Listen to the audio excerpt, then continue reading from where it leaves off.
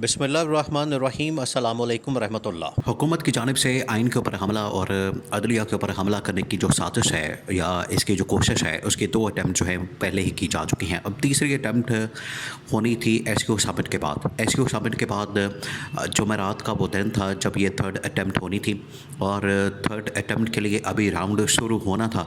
लेकिन राउंड शुरू होने से पहले ही इमरान खान ने और मौलाना फजल रहमान ने और दोनों जमातों ने पीटीआई और जमीयत उलमा इस्लाम ने मिलकर इस राउंड को शुरू होने से पहले ही हुकूमत को मुकम्मल तौर पर चारों शाने चित कर दिया है और इनको समझ आ गई है, इनको सबक सिखा दिया है। ये जो बड़ी बदमाशी दिखा रहे थे, ये जो बड़ा क्रैकडाउन कर रहे थे, ये जो ख़वातीन के ऊपर तशद्दुद कर रहे थे, ख़वातीन के ऊपर जिस तरीके से पकड़ दकड़ की जा रही थी और जिस तरीके से पीटीआई के एमएनएस तोड़ने के लिए उनके ख़ानदान वालों के ऊपर, उनके घर वालों के ऊपर तशद्दुद, टॉर्चर, उनको पकड़ना, ब्लैकमेल करना, उनको अगवा करना, उनकी नंगी वीडियोज़ बनाना, ये जो सारा कुछ किया जा रहा था, इसके ऊपर जो है पीटीआई और मौलाना फजल रहमान ने इतना ज़बरदस्त किस्म का जवाब दिया। ना सिर्फ इसका जवाब दिया बल्कि जो इनकी जानिब से थर्ड अटैम्प्ट होनी थी वो अटैम्प्ट शुरू होने से पहले ही, वो राउंड शुरू होने से पहले ही हुकूमत की इन लोगों ने हवा निकाल दी है। अब हुआ क्या देखिए, ये जो थर्ड अटैम्प्ट के लिए पूरा प्लान करके बैठे थे एसक्यू समिट के दौरान, इन्होंने पूरे प्लान के मुताबिक, पूरे मंसूबे के मुताबिक पीछे बैठकर इन्होंने सारी तैयारी कर ली, सारी तरामीम तैयार कर ली। सारी तरामीम तैयार करके इन्होंने पूरी एक खिचड़ी पका के, साजिश तैयार करके और बंदे तोड़ तोड़ के, बंदों को मैनेज मुनज करके इन्होंने कहा कि अब हम तरमीम लाने जा रहे हैं और हर हाल में 24 अक्टूबर से पहले हमने ये आईनी तरमीम पास करनी है। और इसके लिए फिर ये मौलाना के पास पहुंच गए। मौलाना के पास पहले पहुंचे बिलावल भुट्टो ने बुला लिया अपने घर में, मौलाना उनके पास चले गए।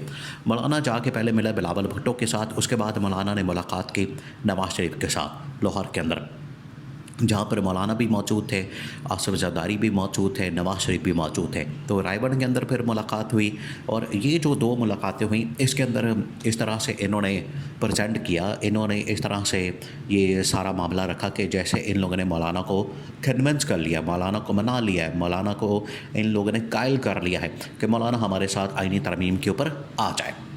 अब इन्होंने जैसे ही बिलावल भुट्टो ने वहाँ पर प्रेस कॉन्फ्रेंस कर दी, मौलाना के साथ मिलकर फिर यहाँ पर प्रेस कॉन्फ्रेंस कर दी नवाज़ शरीफ और बाकी हुकूमती लोगों के साथ मिलकर, तो इन्होंने ये इंप्रेशन दिया कि जैसे मौलाना मान गए हैं, मौलाना हमारे साथ आ गए हैं, मौलाना को हमने कन्विंस कर लिया है और मौलाना अब कहीं नहीं जाएंगे, मौलाना के साथ मिलकर हम अब आईनी तरमीम लाने जा रहे हैं। लेकिन ठीक रात को, उसी दिन, ये जुमेरात की बात है, जुमेरात की रात को फिर जब मुलाकात होती है पीटीआई की लीडरशिप की और जमीयत उलमा इस्लाम की लीडरशिप की, जिसमें मौलाना फजल रहमान शामिल होते हैं, जब इनकी मुलाकात होती है, जब इनके दरमियान मीटिंग होती है, जब इनके दरमियान मामलात तय पाते हैं, तो फिर असल हकीकत खुलकर सामने आती है।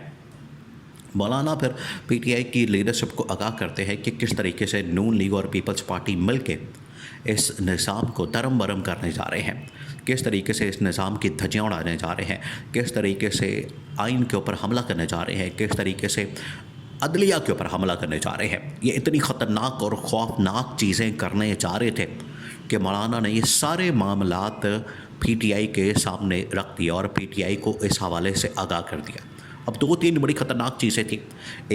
एक उसके अंदर ये था कि हमने मिलिट्री कोर्ट्स को कायम करना है, फ़ौजी अदालतों को बनाना है और फ़ौजी अदालतों के लिए जिस हद तक हम जा सकते हैं बिल्कुल हमने जाना है और नून लीग और पीपल्स पार्टी इसके ऊपर बज़िद है। मौलाना ने कहा कि नहीं, मैं नहीं ये होने दूँगा। अब नून लीग और पीपल्स पार्टी इस वजह से बज़िद है कि अगर हम ये फ़ौजी अदालतों का काम डाल देते हैं, आईनी तरमीम के अंदर इनको ले आते हैं, तो कम अज़ कम वक्ती तौर पर जो इमरान खान हमारे एक बला के तौर पर टकरा हुआ है, हमें मिला हुआ है, एक बला हमारे ऊपर नाजिल हुई है, इससे हम जान छुड़ा लेंगे, ये हम टाल देंगे। क्योंकि मिलिट्री कोर्ट्स के ज़रिए से ही इमरान खान को अब सज़ा दिलवाई जा सकती है और इनके पास कोई हरबा या हथकंडा मौजूद नहीं है। इन्होंने तमाम हरबे और हथकंडे आजमा के देख लिया है नून लीग वालों ने, पीपल्स पार्टी वालों ने इलेक्शन को मैनेज करके देख लिया, लेवल प्लेइंग फील्ड छीन के देख ली, बल्ले का निशान छीन के देख लिया, पूरी अदलिया को मैनेज करके देख लिया, इस्टेब्लिशमेंट के इनके ऊपर छोड़ के देख ली, पीटीआई की जमात को तितर बितर करके देख लिया, तमाम के तमाम हरबे हथकंडे इस्तेमाल करके ये आज भी इमरान खान को माइनस नहीं कर सके बल्कि प्लस प्लस प्लस प्लस करते चले गए। आज इमरान खान पाकिस्तान का सबसे पॉपुलर लीडर बन चुका है। तो इन लोगों ने जितने हरबे इस्तेमाल किए, इनके पास आखिरी ऑप्शन बची है कि एक तो ये सारा खाता इस्टेब्लिशमेंट के खाते में डाल दिया जाए कि इस्टेब्लिशमेंट करे, फौज करे, मिलिट्री कोर्ट से इसको सज़ा दिलवाए और एक आमरीत की तरह इस्टेब्लिशमेंट से सज़ा दिलवा के तो इसको उल्टा टांगा जाए। ये असल मकसद।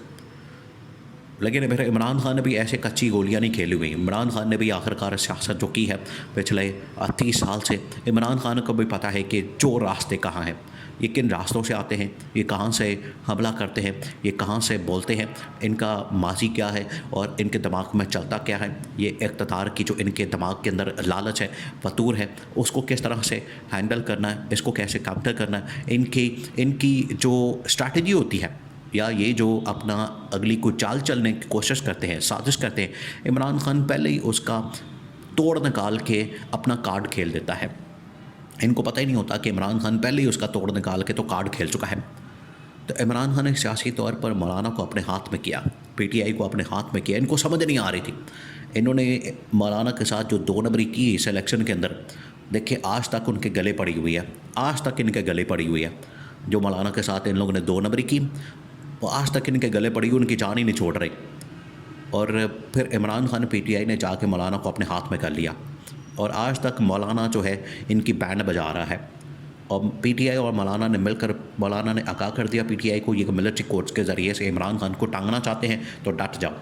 उसी रात को इन लोगों ने इनका जो राउंड है पहले नाकाम कर दिया। राउंड शुरू होने से पहले ही इनको नॉकआउट कर दिया।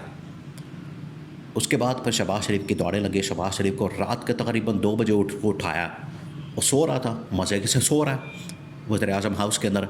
उसको कोई ठंड प्रोग्राम, वो ठंड प्रोग्राम है उसका, तो उसको क्या लगे कि मुल्क के अंदर क्या हो रहा है या आईनी तरमीम के लिए क्या हो रहा है, वो तो डाला हुआ है उसने सारा का सारा।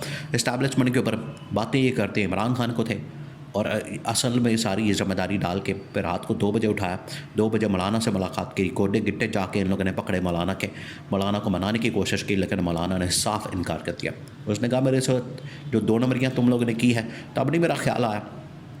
तो मौलाना ने मिलकर इमरान खान के साथ, इमरान खान क्योंकि सबसे बड़ी पार्टी है, लार्जेस्ट पार्टी है ऑपोजिशन की, मौलाना को ये इख्तियार दिया कि आप लीड करें। मौलाना ने कहा कि ठीक है, आप मेरे साथ खड़े हो जाएं, आप सबसे बड़ी जमात है, मैं इस बात को मानता हूँ। तो मिलकर मौलाना ने और इमरान खान ने इस हुकूमत को चारों शाने चित किया, इस्टेब्लिशमेंट को हैरान और परेशान किया। और इनका जो अटैम्प्ट था, 3rd अटैम्प्ट, आइन और कानून के ऊपर हमला और अदलिया के ऊपर हमला, वो राउंड शुरू होने से पहले ही इनको शिकस्त से 2-4 कर दिया।